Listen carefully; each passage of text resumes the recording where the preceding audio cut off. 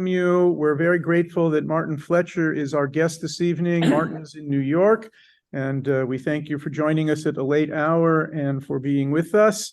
I'll tell you a little bit about how we came to invite Martin to be with us this evening. He is, as many of you I'm sure know, considered one of the finest of television news correspondents, and in particular, he has seen his share of war. He was the NBC News correspondent and bureau chief in Tel Aviv for nearly 30 years. He's won 5 Emmy Awards and a Columbia University DuPont Award, a Pulitzer for work in television, as well as awards from the Overseas Press Club, the Royal Society of Television. He's an author as well as a news correspondent, and that's how we get to meet him, because I'm holding up on screen for the friends on Zoom, and then I'm holding up for all of you here. Please purchase his book, Teachers, The Ones I Can't Forget.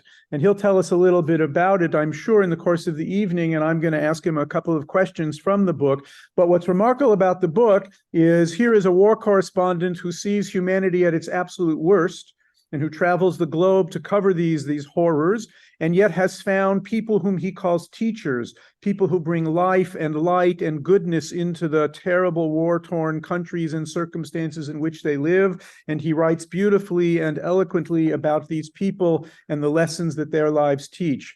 Every dollar made on this book is going to charity to support all of these important kinds of people and causes. So please, find the book or connect with us. We'll help you get the book. I just think it suggests a lot of really important things to us. And Martin, I'm going to come back to the book in a couple of moments, but we thank you very, very much for being with us.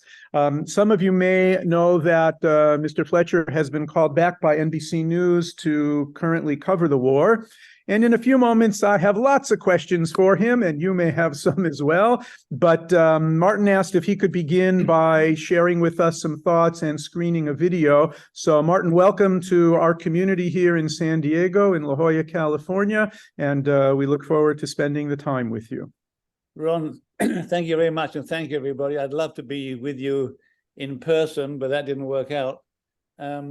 So I'm going to say a few words about the book, show you a little movie I made, 4 minutes, and then any questions. Obviously, there's so much on all of our minds in the Middle East. So I'll keep it brief about the book. What I want to say about the book is that actually I never intended to write a book. I'd written 6 books before, and I thought that's enough. This is too hard. And so what I wanted to do was do something different.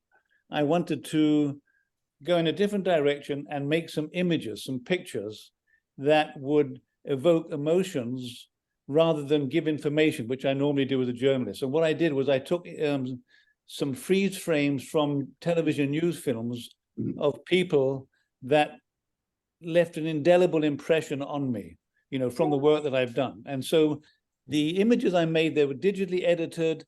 Each chapter in the book begins with one of those images. And when I did the images, I didn't want to write a book, as I said. I wanted to have a little exhibition somewhere. I thought maybe, some gallery on 128th Street in New York may show it for a weekend or something. And what happened was, it was incredible. It just took off. So Christie's in New York, the auction house, they had an exhibition of the pictures for 2 weeks. Now it's in Miami, it's going to Houston, then it's going to LA. So I'm delighted.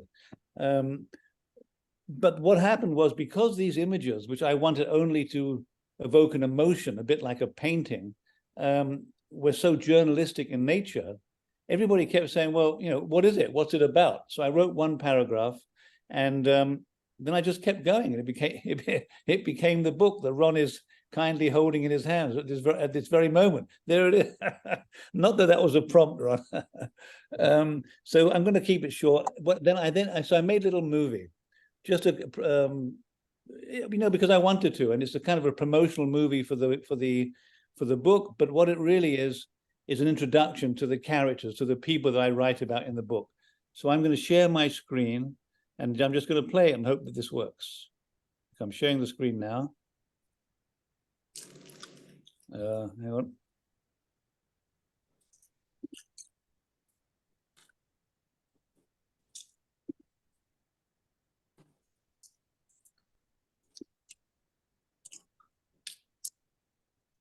Oh, 1 second. Sorry. Share.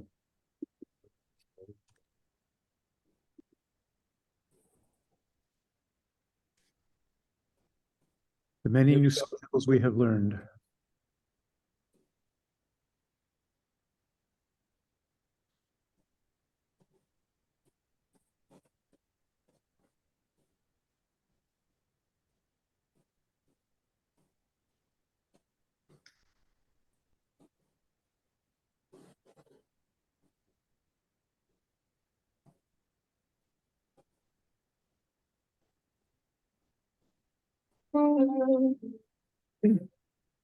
Martin, we don't see it.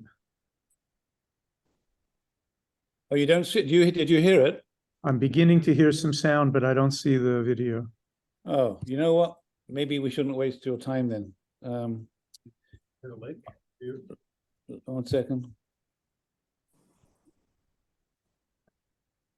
So give me just 30 seconds. If it doesn't work, we'll forget it. This is why Mr. Fletcher's in front of the camera, not behind it.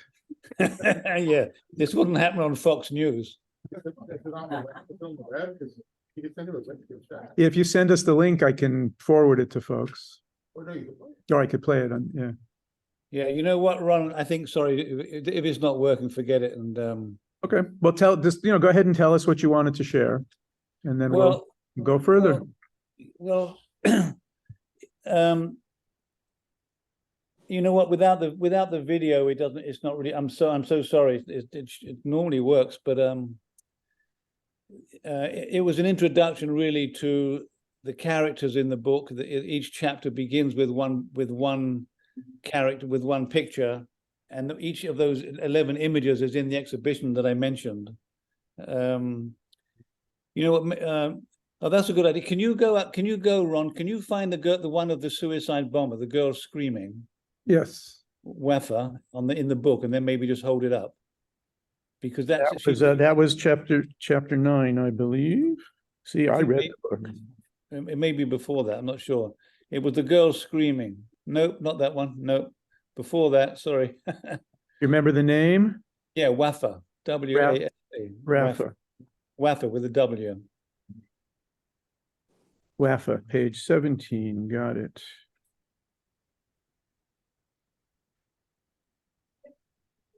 Yeah, if you can just hold that up. So this is just one of the images. And what is remarkable about this image is that it's an image that in the history of photography, literally, nobody has ever seen this before. What it is, it's a young woman from Gaza who's a suicide bomber. And she's trying to blow herself up. She's trying to detonate the bomb that she's wearing, but it doesn't work. And she's screaming in frustration and rage. And that image is a collection of about 7 or 8 different freeze frames that I digitally edited to create that image. You know the famous painting Edward Munch, the Scream. So this is like the real thing. And her story is that she's a young woman from Gaza who was suffering from burns, terrible burns, and she was recruited as a suicide bomber, and the Israelis stopped her at the border at Erez Junction and forced her to take her clothes off, most of her clothes off, until they revealed the bomb, and took the bomb and blew it up harmlessly. And her target with that bomb was the very hospital that saved her life inside Israel. And it was such a remarkable story. And what I learned from the doctor and from her and the suicide bomber, I met the bomber, I met her mother, I met the family, I met everybody involved in that story. And it just taught me so much about the hopelessness of their situation. And today in Gaza, it's like this is a person like Wafa, the suicide bomber who failed to blow herself up, but came in such desperation because of her personal situation. It tells us so much about what's happening in Gaza today, the frustration and the rage of the people, which of course is no excuse for anything. But it's this reservoir of hatred that the Palestinians have that exploded a few weeks ago, and it was, of course, in the planning for a long time. But my point is this: it wasn't the frustration and rage of an individual or people like her. It was the people who recruited her, who used her, and it wasn't Hamas. It was the Al-Aqsa Martyrs Brigades. But those people have a such a deep hatred of Israel, and all they want is the destruction of Israel, that they use helpless individuals like Wafa to do the job for them. It's a pity I couldn't show you the video, but that's what Gaza's about today. It's about people like her used by the kind of people who sent her. Ron, that's over to you. Okay, well, thank you, Martin. There are a couple other examples like that in the book that I did want to ask you about, but maybe we'll switch and do some of the more concurrent stuff, and then I'll go back to the book. Because everybody here and everybody online is going to buy the book and read the book. I'm going to see to it personally. Is the video on? Martin, is the video that you were talking about on YouTube? You know what? I'll send. So send it. I can play it after, after we're done. I can play it, Yeah. Okay. So, Martin, I actually want to start a little more personally for you and with you. What is your role currently at NBC News as a war correspondent? As I understand, you're in New York, you're not in the Middle East. So what is it that you're actually being asked to do now? And we'll go from there. So, in my career as a correspondent, I was traveling all around the world for decades doing this kind of thing. But at my age of 76 years old, I think that going to Gaza right now is not really on the cards for me. So they called me. I mean, Age has certain benefits. It has certain benefits, absolutely. And one of them is doing nothing. But what happened was that they called me immediately. The whole thing began, and put me and hired me, I guess, as a contributor, and now as a correspondent again. And my role is simply to do the one thing that I hate most, which is simply talking in front of the camera and being a pundit and analyst. I always used to look at people like that and think, hang on, here's my wife. Hang on, I haven't seen my wife for 3 weeks. We're about to have a family reunion. Hang on, big news moment. You're here live, big news moment. Martin, go. In fact, you know what, on camera, what the hell, why not on camera? Do it. Hey! Hello, darling. This is my wife, Hagar, from Israel. Hi. Shalom, welcome. Shalom. Hello. How you doing? Well, good. You want me to go? No, it's okay. Hang around. No. Sorry. Okay, that was instead of the video. We do up close and personal, and all of this is good. This is the video. This is wonderful. Yeah. So my wife's Israeli. Her family's in Israel, and the whole thing. So so they've got me as an analyst. So I'm basically at NBC News as an analyst, appearing on TV programs on NBC, MSNBC, CNBC, and then on the internet, talking about what I know and giving the background, which is actually quite useful because most of the correspondents in the field are, they're good correspondents, but I've been covering Israel since 1973. So obviously I have a well of knowledge. Right. So I'm curious, and I don't want to put your wife on the spot. Maybe she could help us. You were very public on NBC that she had 2 members of her family who were held hostage by Hamas and who were then released, Judith and Natalie Ra'anan. So we're curious, just how are they? And how is the family? And what, if anything, have they shared that you're able to share with us? I just want to certainly honor their freedom, and we're thinking about all of the other hostages. Well, everybody wants to know how they are and what they said. And I've got to be honest with you, I don't know. They have kept themselves, they're in a house in Israel with a close family, and they haven't spoken to anybody outside the immediate brother, sister, mother's family. I think they must, they're just trying to deal with it. They're just in shock.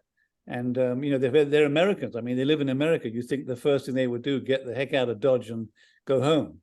But they didn't do that. They're just quietly, and I'm told it's going to take some time. That's all I can say. So I don't know how they are. Do you have a sense physically they're okay? Emotionally, probably not. Emotionally, they must be totally, we don't know what happened, because don't forget one thing. It was bad enough being a hostage in a tunnel and God knows what the conditions were. But before that, like the other people, they were taken, they witnessed all the shooting and the bodies and I don't know what happened to them. I don't want to speculate about what happened to the 2 women in captivity. I have no idea. Anyway, they're not talking. They obviously trying to deal with it quietly. And I suppose they know that the minute they go home to America, they will be besieged by the media. So right now they're just quietly in a family house somewhere in Israel. Well, we respect that, and please send along our care and concern for them and for all. So as a reporter who clearly has a personal relationship with this story, as we've just discovered, and as you've said earlier, you know, are you expected to be objective when you report? Are you expected to somehow not show a bias? I want to get into the media deeper, but just personally, is that a challenge to be married to an Israeli woman, to know these people, to know the story, to know something of the heritage, and yet I got to talk to you? Yeah, no, I mean, it's a good question. It's a frequent question. I mean, not only is my wife Israeli, I'm Jewish. My 3 boys were born in Israel, you know. My family, parents are refugees from the Holocaust, the whole thing. So, yeah, am I objective? No, of course not. I'm obviously on the side of Israel. I'm not, but that's not really the point. I don't, as a journalist, I never sought objectivity. What I wanted to do was be fair and accurate. So that was my goal, was always to be fair to both sides. Personally, of course, I'm not objective. And I was, by the way, I've had this conversation with people from Hamas and other Palestinians on the West Bank many times. And I've always said, of course, so what is that conversation like? Well, I'm not going to stop. I'm not going to let that go by. What, you talked with Hamas about being Jewish and Israeli? How does that work? I'm not Israeli, but I. Oh, no, but right. Yeah. How does it work? You know, it wouldn't have gone down very well October 7, that's for sure. But I'm talking about my many visits to Gaza and to the West Bank. And I have conversations with these people, and I know them. I'm a journalist. You know, it's my job to get to know them and to understand what they want and where they're coming from, and to tell their story accurately and fairly. They know I'm not objective. I mean, on the West Bank, I got to know, for instance, very well the Al-Aqsa Martyrs Brigades, who were the people who, and I knew the people who made the bombs, who found the suicide bombs. I knew them so well. I knew their parents. And through interviews and cultivating relationships for information? Both of those things, through interviews, but also I would go there sometimes when we weren't doing a story, just to cultivate them. Yeah, during the Intifada, they were my sources. You know, they were telling me what was going on, and I was, as I say, you know, being objective. I couldn't be objective because my children, for instance, in the mornings were going to school by bus, then they go to the pizza place, then they go to the discotheque, you know, and they were targets, same as everybody in Israel were targets of these people. So I would kiss my kids goodbye in the morning, and I would literally think to myself, well, I hope you come back safely at night, during those various bombing campaigns in the 90s and the early 2000s. And then I would go to the West Bank and meet the people who were doing this. And as I say, so I'm not objective, but I tried hard to tell their story fairly and accurately, because they also, you know, they're not monsters in themselves. They're people fighting for what they believe is their right. So I want to take that out larger from you. Okay, you undoubtedly hear what many of us express, the concern about the media coverage, its hypocrisy, its bias, all of the kinds of things. Last week we were speaking with Marty Friedman about the hospital episode and all that's going on. But what is that like on the inside? I mean, what is the media, what do reporters or journalists tell themselves, or what do they think they're doing as attempting to report the story? Yeah, so I can't speak for everybody, but there are conversations like this all the time.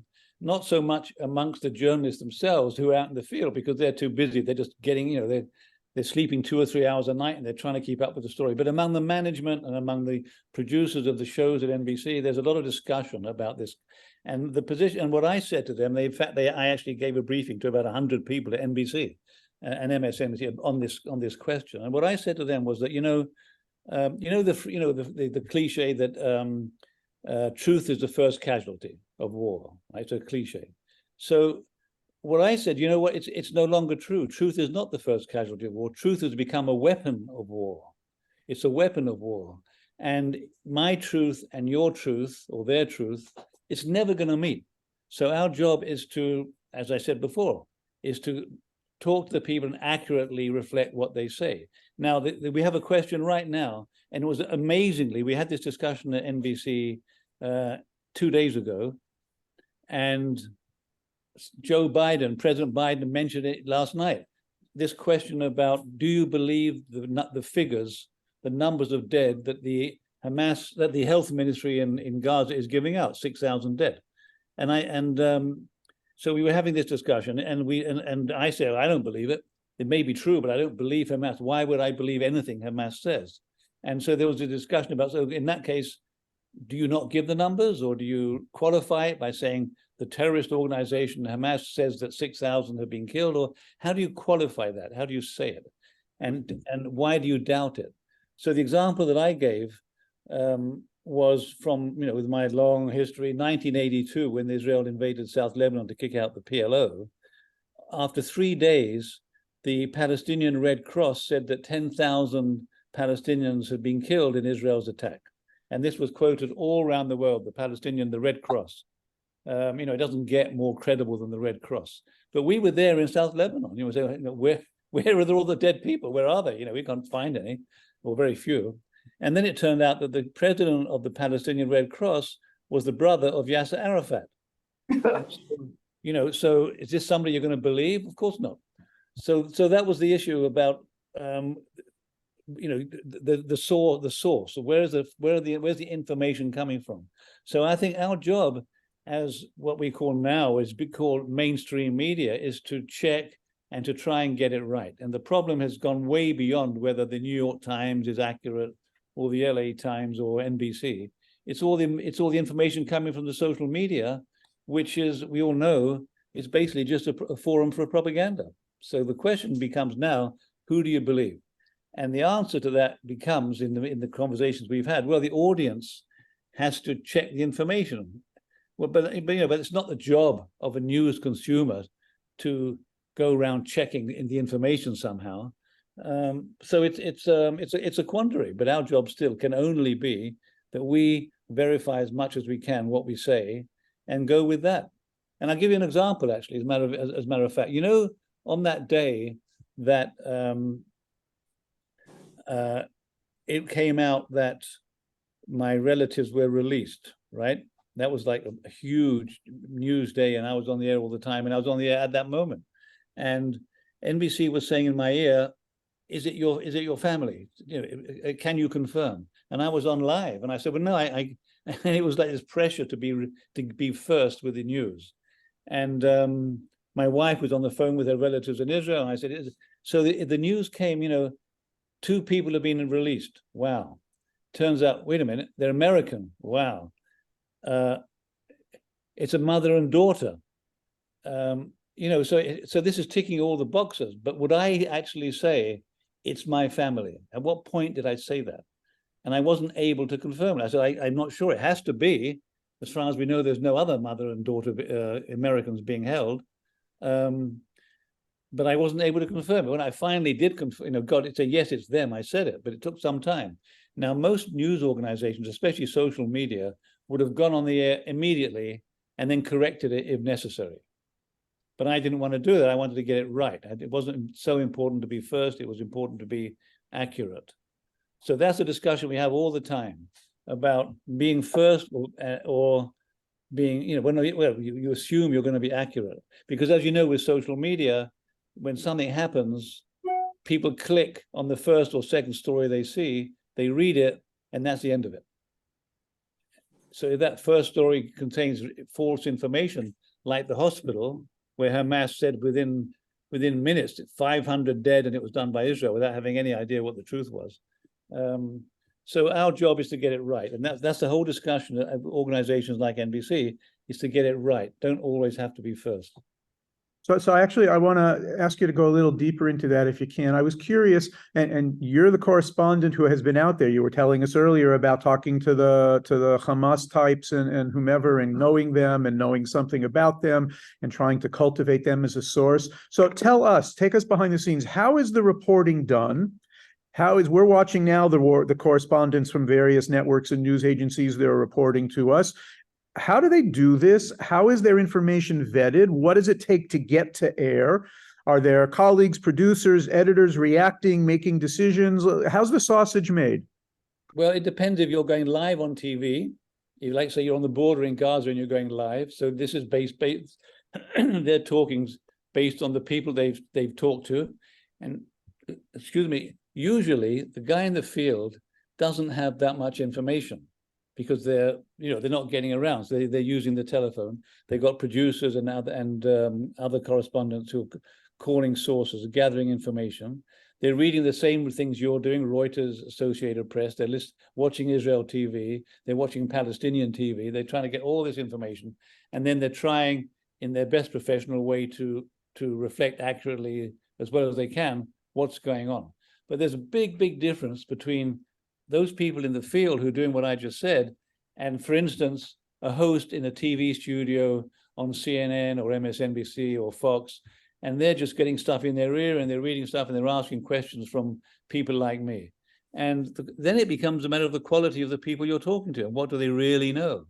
And for instance, last night, the shooting in Maine, the information about what happened was basically 18 to 22 people killed, a number wounded. This is what happened. They got this video of the guy coming through the door, and that was all. Nobody knew anything else. But they were on TV live, for hours. So how do you fill that time? They were talking all this stuff that no one's really interested in. So when you say how is a sausage made, it's the verification that counts. At what we do, at my level, at NBC, at the big New York Times, a big organization, it's all about the verification. Is it true? And when you ask me how is a sausage made, there's so many. There used to be 3 kinds of sausages, on television: NBC, ABC, a Frankfurter, a Hanoverian. But now there's there's so many sausages coming from all over the place. The internet, there's dozens of sources of information, and most of what comes from the internet, half of it is definitely going to be propaganda and disinformation, deliberate disinformation. And so you have to verify. And for instance, I made a big mistake a few days ago. Luckily, it wasn't on NBC. It was just on my Facebook feed. But I saw this video that was horrific. It was about, I don't know whether you saw it. It was about a woman being taken from the kibbutz, and the terrorists were pulling her, and the Arabic voice was shouting, and the translation appeared on the screen. Take her. She's not a hostage. She's not a hostage. She's going to be raped. She's going to be raped. That was what they were shouting. So I thought that was so horrible and horrific that I shared it on Facebook. And I got an almost immediate response from an Israeli friend of mine who said, that's a fake. It's fake video. That's not what he's saying. And so I deleted it quickly. So that kind of information on social media, it's just, there's so much fake stuff. And how do you confirm what's real, what is real and what isn't real? And that's the problem. But I think when you look at the mainstream, organizations, the big ones, we do everything to get it right. So when you ask how's the sausage made, as I say, there's so many different sources of information now for civilians, for people like you're absorbing information from so many directions that the only real way to know what to accept is to know that the people you're getting it from have been trying to find the truth. So I want to ask you one last media question in this vein, and then we're going to move on to the war and some other subjects for the time that you're with us.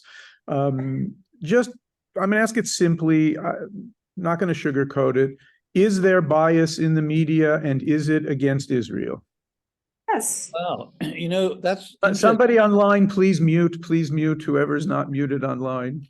I've never been asked that question before. I knew I had an original. That's right. Is there media bias, and is there bias against Israel? Well, there's definitely some bias against Israel. As I say, I repeat what I keep saying. If you go to the New York Times, which many people say is biased, I don't believe it is. Or NBC, those kinds of organizations, there's people trying to get it right. But within those organizations, are people biased? Yes, there are. And I'll tell you something. At NBC, and I know this is true in other organizations too, there's a thing called DEI, diversity, equity, and inclusion. Exactly. Yeah. Okay. So these people meet every week, when they have these things, and I addressed them a week or two ago on this question about finding a safe space for the people who are basically biased. They say the Jews feel threatened, we're uncomfortable in this space. Meanwhile, the Muslims say, well, we can't say what we think because. So there's this whole thing about people, saying their points of view openly and freely, but they're all journalists. or they're working for a news organization. So is there bias? Of course there's bias, but our job is, as I said before, to be fair and accurate. And so there's a wonderful example from my old employers at the BBC. So they're going through this whole thing about, are those people who raped, cut off heads, literally, by the way, this is true, I know this is true, well, I believe it's true from the source, killed a baby from a pregnant woman, but this is from a Zakar guy who's not going to lie about that stuff, and all the horrific things they did. I forget, where was I going with this? What was the, about the bias, yeah. Yeah, I'm sorry. So the BBC wouldn't call them terrorists. They don't call them terrorists. They say our job is not to tell people, is not to decide for people. Our job is to give people information, and the audience can then decide what they want to call those people. For us, we call them militants or Hamas fighters, and that's what the BBC does. Meanwhile, a Jewish guy in London compiled a wonderful video of all the times the BBC used the word terrorist in Rwanda, in Chechnya, in Ukraine. So the BBC was very free to use the word terrorist in any other context except describing the killers of Jews. So that's actual bias. There's no way to look at that. But it's not only the media that's biased. It's a biased world in which people, in many cases, don't like the Jews. Probably as better as I do, the United Nations General Assembly last year, there were more resolutions condemning Israel than the rest of the world combined. Last year, that's a General Assembly, and right. the United Nations Human Rights Committee between 2015 and 2022 condemned Israel 168 times, and the rest of the world combined 70 times. So there's bias, and it's in the media, and it's in the United Nations. And as Jews, I guess we shouldn't really be very surprised. So there are organizations like BBC Watch and Camera and others who try to watchdog the news, monitor the news, and if something is wrong, seek corrections. Is that effective? Do those organizations get any, attention or response? I think they do from responsible journalists, and people do pay attention. I was once called by I think it was one of those media. They said they called me the least bad journalist. I thought, well, that's very nice. So I pay. So we take compliments however we get them. You know what? People pay attention, and I don't think it changes many people's minds, because not many journalists would accept that they are biased. But I think they do a good job, and I certainly look at what they're saying and I pay attention. So Martin, I want to take a few minutes and segue back to the book. And in particular, there were a couple of elements in the book where you've talked about lessons you've learned from the human side of the reporting. And you tell the story about an Israeli doctor and an Israeli woman who are both, as we opened the evening, dealing with suicide bombing and terror and loss. And yet somehow, as they're treating patients, or in the horrible case of the woman who literally loses her daughter to a suicide bombing, they still come out on the other side yearning for peace somehow. So I guess what I'm curious is how do these people function? What is it about them that allows them to hold what is seemingly an impossible point of view, given what they're learning with? And we're all concerned right now about Israel and the Middle East, but writ larger, you find this in people all over the world. What has been your experience in meeting these people? I learned so much from them emotionally and intellectually. And, don't forget, it's also a matter of time, isn't it? I mean, look, the Germans killed 6 million Jews, right?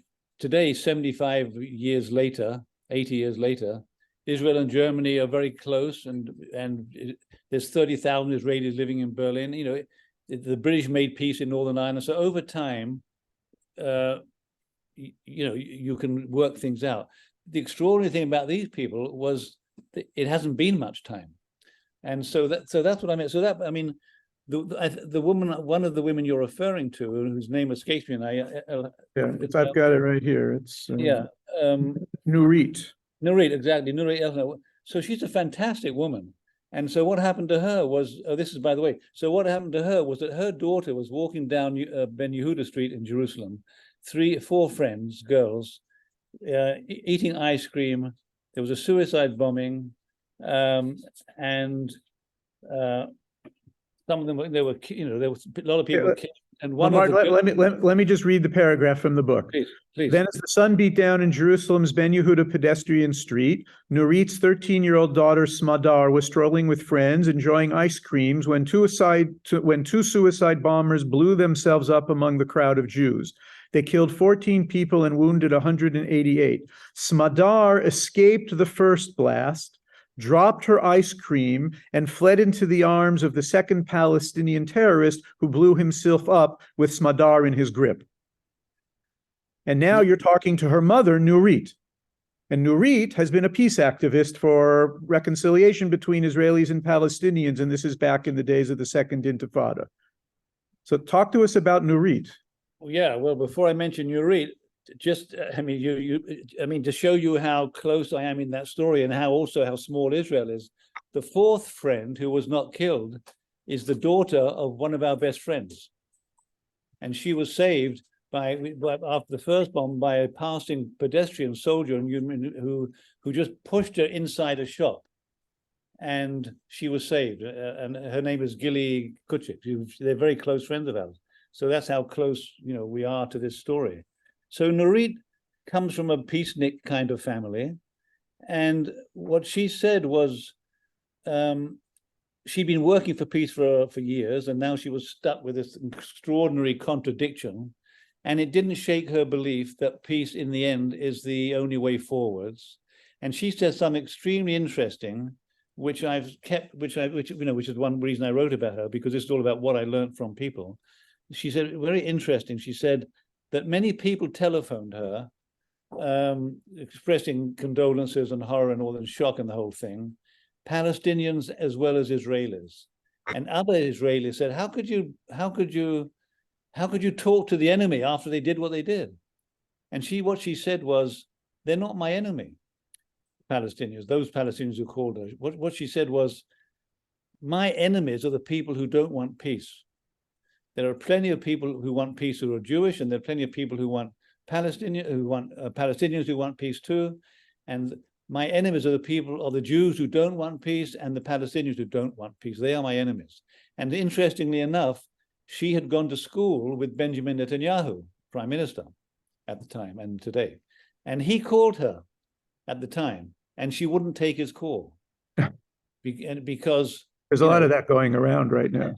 Absolutely. And so I had the same response that you had, like, how can you do this? How can you be so cool about it, really? And of course she wasn't cool in the slightest. She was collapsing.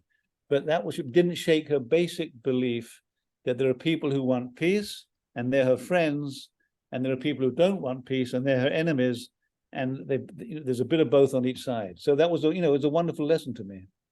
So fast forward to the current war, and to the degree that you're able to be a reporter or an analyst, what is your sense of the civilian populations on the ground? What is your sense of Israelis right now, what you're observing, what you're reporting about the mood, the country, the people? And then I'm going to ask you the same thing. What can you tell us about the civilian populations in Gaza, or the general populations? What is the reporting about these two populations right now? Yeah, well, so normally I would be there doing exactly that, speaking to the people, and I wouldn't be able to get into Gaza at the moment, but in other times I have. So I'm relying on conversations I've had over the telephone and what people are telling me. So Israel, on the one hand,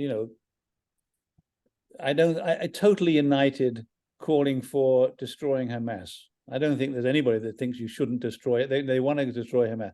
Question is, what's the price of doing that? And so there's a discussion about that.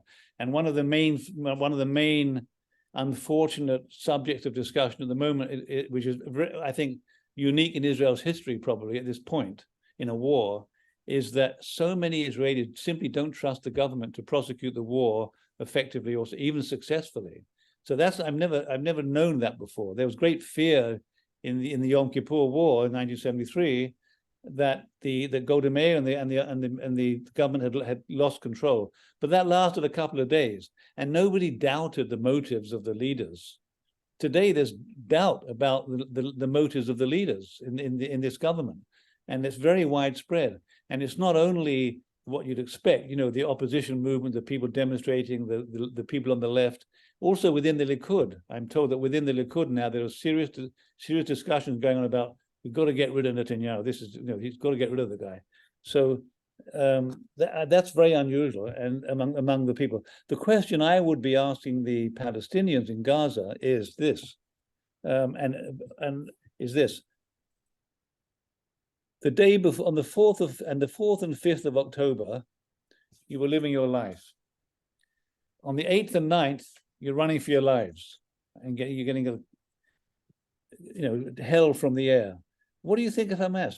That would be my question. So what do you think of Hamas? I mean, is this what you want? Like, what do you think of what they did? And I don't need to repeat all the horrible things they did, because it makes me sick, and we all know that.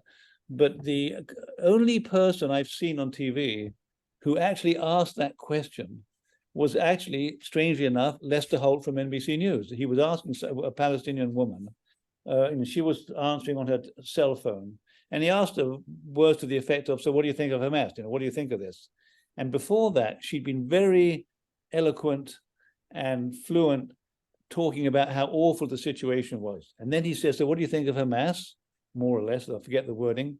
And then she suddenly said, oh, and then she could just see her face change. And she said, I don't know much about politics.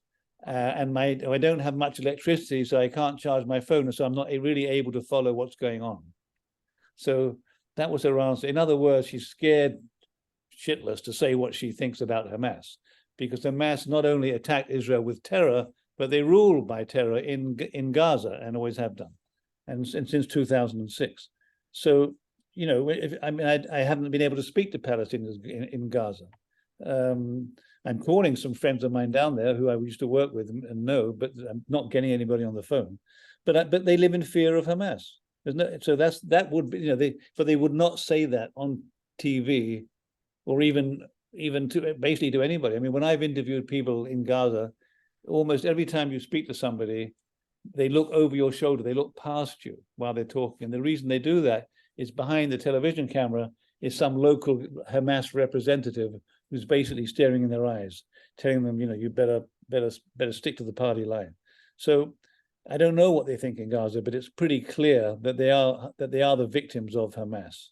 This whole thing about Israel banning fuel going into Gaza. Yeah, I was going to ask you about that. Yeah. Okay, so that whole question about the hospitals are running out of fuel, and therefore they can't fuel the generators, and they can't, operating by candlelight, and the children, et cetera, are going to die. Israel today released photographs of the fuel dumps in Gaza from the air. So again, I don't know if this is true, but the Israeli army said, look, the Hamas has got 500,000 liters of fuel in these 6 fuel tanks. Let them ask Hamas for the fuel. So is there actually 500,000 liters of fuel in Gaza that the Hamas has? I don't know. But they've been planning this for a long time. You can be sure they've got stockpiles of everything that they need. So, the campaign against Israel, the PR campaign, is changing. Israel had the moral high ground for a bit, and the longer it goes on, the more that will slip away, is slipping away. But largely because of the way the media is going to tell the story. Largely because of the images that are coming out of Gaza. Right. And don't forget, when we talk about the media, you see this whole media landscape has changed. It used to be very convenient to say the New York Times are biased, the media is this, the media is that. I didn't like getting involved in that, because it was always such generalizations. When you say the media is biased, what people normally mean is, you're not telling the story the way I see it, therefore you're biased. Like my dad in England used to read the Daily Telegraph, the right-wing paper, and I used to read the Guardian, the left-wing paper. And there the twain shall meet, And so, it's about whose story. If they tell your story, they're telling the truth. If they're telling the other story, they must be biased. But the world today has changed. It's not as simple as that. All the stuff coming from social media, from people's telephone, a private person in Gaza is transmitting what's going on. The terrorists, while they were attacking in Israel, some of them were transmitting live on social media what they were doing. So, and that's what people are seeing. So it's no longer accurate to blame the media. It's certainly convenient because everybody wants to blame somebody. But the fact is, there's now so many different media coming that it's almost irrelevant. As I said before, truth becomes the first casualty.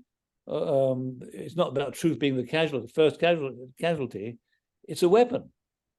So again, you have to ask yourself, what media am I consuming? What newspaper or TV or whatever am I looking at? Do I trust that person or that organization? So I don't, but if you want me to answer more specifically, is the media biased? I can only say some are and some aren't. Yeah, no, that's the only kind of an answer I would have honestly expected, and that's fine. So I'm going to ask you to put your pundit hat on now for a couple of minutes, and then we'll see what our friends want to ask for a few more minutes before we say goodnight. You've seen the Middle East, you've seen war in the Middle East, you're a veteran correspondent, you know the people, you know some of the players. Where is this heading in your estimation? What are you hearing? What are sources suggesting? What should we all be preparing for as we monitor? Yeah, well, so in Israel, and the big question is, will there be a ground invasion? And I've been saying from the very beginning, not necessarily. All of the reporting has been about all the 360,000 troops and all the tanks. They've got to go in at some point. When will they go in? So they may not go in. It's quite possible they won't. I think there's a lot of confusion within the Israeli government, apparently, a lot of division, which is very unusual to be so public. I mean, I'm sure there's division in all wars and discussion about what to do, but it's very public in Israel at the moment, and that's reducing confidence in the government and in the army, in their capabilities.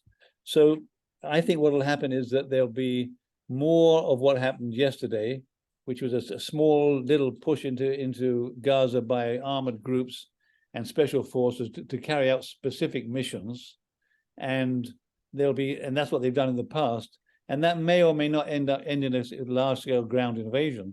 We've just saw that it was only the second time they went in yesterday, and this was filmed by Israel, and they put out the video material to show what they were doing. They were crossing the border, and they were driving a column of tanks. And what did they do? They went in less than half a mile into agricultural areas a lot close to the coast, between the north of Gaza, where they went in from, and Gaza City. There's 3 refugee camps: Shati, Jabalia, and the third one I forget right now. So, but all they did was go in at less than half a mile, drive around a bit, and they said they accomplished various tasks, and then they came back. So if you ask me, that was purely a show to the Israelis, yeah, we're doing something, while they try and decide what to do. So it's clear that the government hasn't decided what to do. The big question, of course, is what's next if they do go in. The loss of life is going to be gigantic on the Palestinian side and very severe among the Israeli soldiers.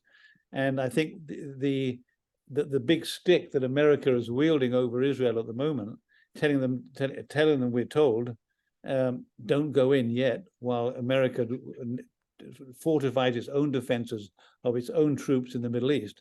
American officials have said that publicly. We're telling Israel, don't do that yet, because we need to get ready for whatever may follow. And so all this delay is basically good for Israel in the sense that intelligence has more time to gather intelligence about where hostages are, and there's more training. There's more time for training. Don't forget, when you call up 360,000 reserves, 200,000 of them probably right now are running around a field 10 times to get fit. It's not like they're all battle ready right away. So this is actually quite good in that sense for the Israelis. And of course, most importantly, it's giving time for the negotiations for the hostages to take place. It's giving time. And one thing that I was on standby last night, actually. They said to me, would you be on standby from 2 o'clock in the morning till 5 o'clock in the morning? Because we're expecting something. And there's talk that the negotiations for a large release of hostages is close to fruition. And that would probably be women, children, and the elderly. So, so I think that's what's happening. It's slowing down to allow negotiations for the hostages to take place.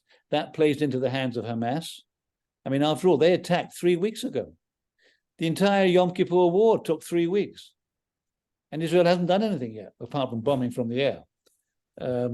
Is the Israeli population restless about this from any sense of reporting? Well, I don't No, think so. we know from family and friends what they tell us, but do you have any larger reporting sense? Yeah, well, the thing is this, remember this, the calling up 360,000 reserves means you've got something, I mean, something like 200,000 families hoping this doesn't happen. And yet, because they're worried about their children, the boys and girls. But at the same time, they know, got to show Hamas who's the boss around here. We've got to take out Hamas, otherwise they'll just do it again. We've got to kill, we've got to destroy Hamas. So no, I don't have any particular insight in terms of what the army is about to do. But I know from my friends in the political context that there's confusion. There's great confusion about what to do.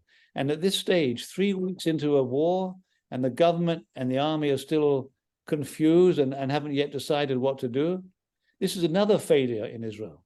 It's an immense failure that there is not right now strong leadership saying this is what we're going to do and this is how we're going to do it. And the proof of it is that they haven't done it yet in 3 weeks. It's actually outrageous. And so that's what I'm hearing from the people I'm talking about. People are very angry. So I want to go back to the headline about the U.S. jets hitting targets in Syria, Cliff. Was that what it was? I don't actually necessarily comment about that specific instance, but again, from sources or information you can share, how worried are American officials about a larger or wider conflict? Well, they're preparing for a wider conflict. They don't want it, but they're preparing for a wider conflict. That's why we're seeing two aircraft carriers, battle fleets off the coast of Israel, pretty much. Don't forget, 20 Americans were wounded about a week ago by drone attacks inside Iraq and other attacks inside Syria. They're all back at work. None of them were seriously wounded.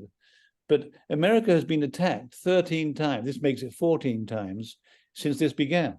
American positions have been attacked 14 times by Shiite groups in Iraq and Syria. At what point does America respond? Obviously, they're trying to tamp it down. On Israel's northern border, there's daily skirmishes between Israel and Hezbollah, and they're trying to also manage that to keep it tampered down. But in the past, if one of those rockets hits a school, of course they've emptied the schools of the area. They've evacuated the entire population of northern Israel for 3 miles in order to keep to stop anything like a school getting hit. But if one of these missiles from the north takes out a building and kills lots of Israelis, what's Israel going to do? So we're this close from a multi-front war in Israel, and that will definitely bring in the United States of America. And then what? And so then the question becomes, why? This is my question, and a lot of people. This is what I know is being discussed: is at what point do you actually say, we know Iran is behind all of this? It's time to take out Iran. That's like the next step after local skirmishes. And will America do that? Israel can't do it. Will America do it? And so this is all being discussed. Well, I know we know it's all being discussed. And one of the remarkable things about these discussions is that how come after 3 weeks of war with Hamas, there isn't some plan, some war games that Israel has been working on for years for this kind of a situation? You think they would have all kinds of scenarios planned. That's what their job is, the military and intelligence. And yet they're waiting for the go-ahead from the government. In the beginning, Netanyahu painted himself into a corner by saying, right away, we're going to destroy Hamas and kill the leaders. So that's how he's going to be judged at the end of this war. So did you do it? And at the moment, they haven't even begun the war on the ground. So, it's going to. I know you're asking me for what do I know from the inside. Not much at the moment, because there's not much to know. The story is confusion and discussion and waiting for a decision. That's where we are after 3 weeks, as I said before. The entire Yom Kippur War took 3 weeks. Right.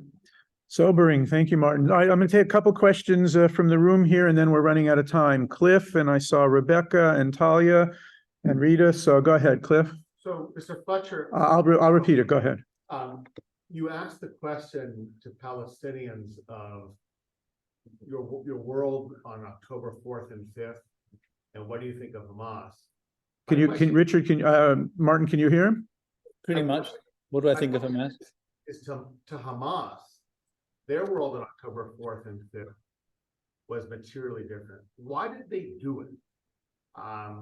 Why did they do it? Because they know that it's going to be a proportional or disproportional response.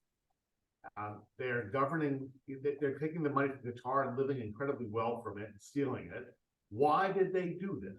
So Cliff wants to know, just to repeat, to emphasize, why did Hamas do that, in the sense that you asked, you wanted Palestinians to be asked how their life is different after October 7th. What was Hamas's motive here really to do this? Cliff wants to know. Yeah, well, first of all, Hamas couldn't care less about the conditions of the Palestinian people in Gaza. This is for them a weapon.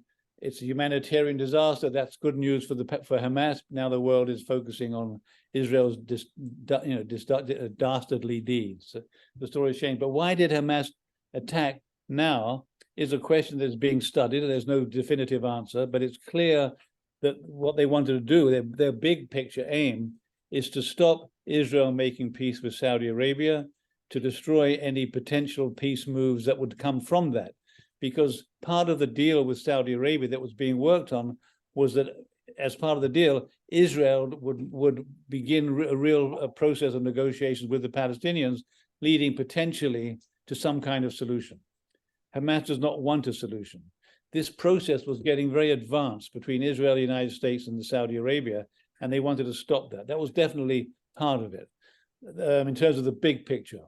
Then the effectiveness of Hamas against Israel, you've got to balance the military. They were in a very good position militarily, they thought, and they looked at the division and confusion inside Israel as a result of Netanyahu trying to change the legal system and the demonstrations against him. Israel's military kept saying publicly, we're not ready, and they was, so presumably it all came together, and something that had been planned for a very long time, was in the planning for at least a year. They just tactically decided that was the time. I'm sure that when we know more about their motives and why they did it now, this is what's going to come out. They wanted to stop the peace process, and the time was right. And they decided that they wanted to do something. And don't forget another thing: the guy who organized all this, Mohammed Dave, the guy who's been #1 on Israel's hit list for 20 years. They took out his eye, they took out a leg, they just attacked it, they've hit him a few times. The guy just won't die.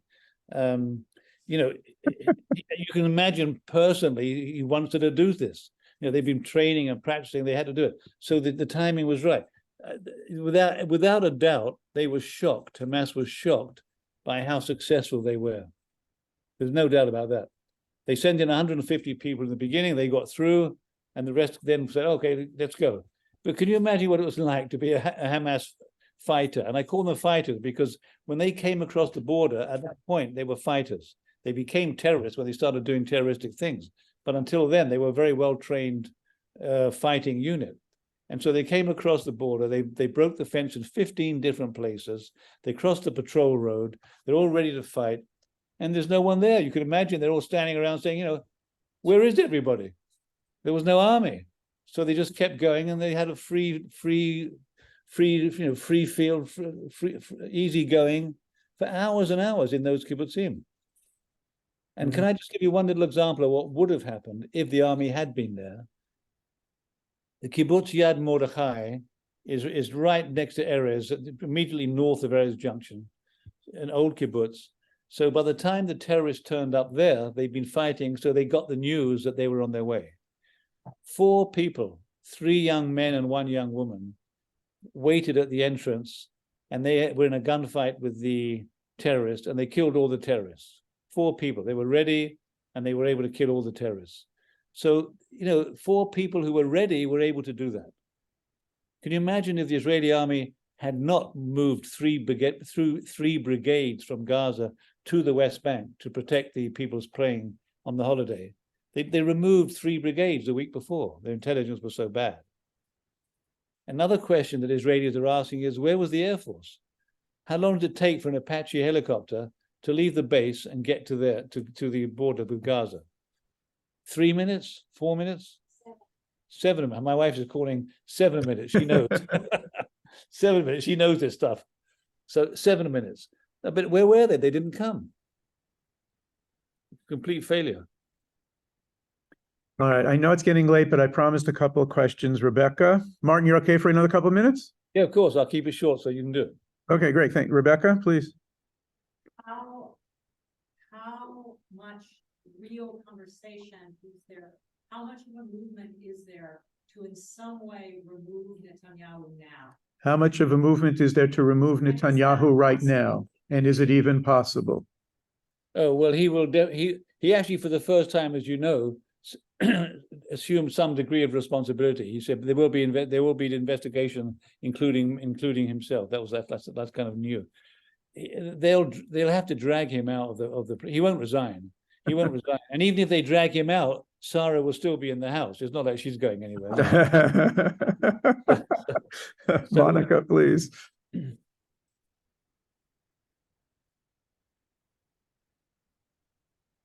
Monica's asking if you have any insight into what happened on the fences at the border. No electronics, no surveillance, do we have any information as to why that wasn't functioning? Yeah, because the Palestinians, one has to hand it to Hamas. It was a brilliant strategy and tactics that they had. First of all, the Israeli, this story about the Israeli Zeppelins that were normally, you see them in the sky over Gaza looking down. None of them were working. None of them were working. And the engineer, the technician who went to fix them the week before said they're not working, and the army said, "Oh, don't worry, we'll do it next week." And that's what happened. So there was no eyes above, and they said we don't need the Zeppelin because we're so sophisticated on the ground with all our wonderful cyber electronics. So they didn't pay attention to that. The other thing was that the first things Hamas did was they sent drones with bombs that they dropped directly on top of the eyes. There was one big tower, which is the eyes and ears of the fence. So they took that out right away. They knew exactly where to go on the base, where the young women were who monitor all the different cameras, and they killed all the girls, 20 people, the young women. So they knew where to go. They knew where the women were. They killed them all. They took out Israel's eyes and ears right at the beginning of their operation. So you've got to give them credit for fantastic intelligence, and they carried out their mission. So I'm going to take 2 more questions here quickly, and then I'm going to ask my last question. Tali, please. Do you know about any advancement in the hostages at this moment in terms of release? Only that we know that the Qatari officials said that they're very close to a deal. And that deal will almost certainly be a larger deal, and it will be the women, children, and the elderly. So that much we know. As I said, I was on standby last night for that to happen. It could happen any moment. So as soon as you get the news, will you call me, please? And I'll let everybody know. We want the scoop right here. You got it. Okay, Rita, please. So about historical fact, BBC and NPR keeps repeating that Gaza is occupied when in fact Israel withdrew in 2000. So she's saying that news outlets like BBC and NPR talk about Gaza as being occupied, which it's not. Israel withdrew from Gaza as opposed to the West Bank, etc. So she wants to know if you right in 2005. Any comment on that misinformation? Well, if they're saying it's occupied, they're dead wrong. And the propaganda, of course, is that although the Israelis pulled out from inside Gaza, the fact that they still control the air, the land, and the sea borders means that nobody can get out. And so, in that sense, Israel's control continues even if they're not inside Gaza. I guess that's what they're getting at. But it's definitely a wrong terminology. It's wrong. So, Martin, since none of us are sleeping well at night, I'm going to ask you to close this conversation with some kind of vision of what you think might be possible the day after. So this is what I think. First of all, as I said before, I'm an optimist. This is what I think. This is what should happen. And you, as a rabbi, may may agree or not, but but you can't have justice and peace. You can't have both. Justice is about looking at the past and righting the wrongs, which nobody can agree what they are on both sides. And peace is about saying, okay, this is what we got today. This is the situation. We're going to sit in a room and we can come to a compromise. And in history, there's been no peace agreement without compromise. So that's what we've got to do. And I think I actually do believe that coming out of this horror story, it's a wake-up call for Israel. It's a wake-up call. And they have to destroy Hamas. This has got to happen one way or the other. And then they've got to come up with Palestinian partners who do actually want to negotiate a peace. And Israel has to want to negotiate a peace. Now, we know very well this government is not going to do that. So the government has to change. There'll probably be a new level of political leadership that will come out of the opposition movement. And hopefully they'll do what has to be done, which is give something up in order to get peace. Will they do it? I think they will. I think that a friend of mine right in the very beginning said about the peace movement, the opposition, he said, it's going to get worse, and then it's going to get much worse, and then it's going to get better. He wasn't talking about the war, but I think that's the direction we're going to go in after the war, that there's going to be a wake-up call, and the whole world will be looking at this situation and saying, right, enough already. Let's sit down and make peace. May it come to be. May it come to be. Martin, thank you so much for your time with this and your generosity.